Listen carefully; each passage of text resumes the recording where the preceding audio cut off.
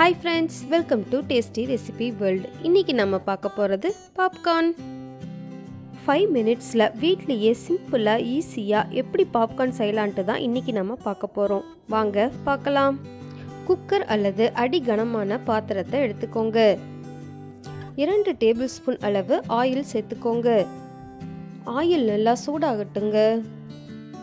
பிறகு இது கூட மஞ்சள் தூள் 1 டீஸ்பூன், உப்பு 2 டீஸ்பூன் சேர்த்துக்கோங்க.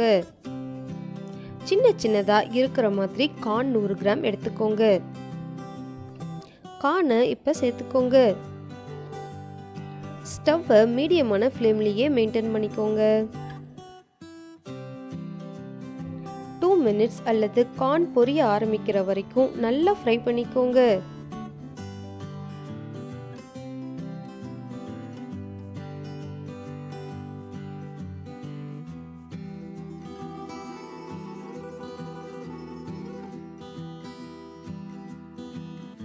பாருங்க, கார்ன் ஒவ்வொன்றா பொரிய ஆரம்பிக்குது. உடனே குக்கரோட மூடியை இந்த மாதிரி தலைகீழ திருப்பி வச்சுக்கோங்க. இந்த மாதிரி சவுண்டு ஃபுல்லாக அடங்குற வரைக்கும் வெயிட் பண்ணுங்க. சவுண்டு நின்னதுக்கு பிறகு உடனே ஸ்டவ்வை ஆஃப் பண்ணிட்டு ஓப்பன் பண்ணி பாருங்க. இப்போ நல்லா மிக்ஸ் பண்ணிக்கோங்க.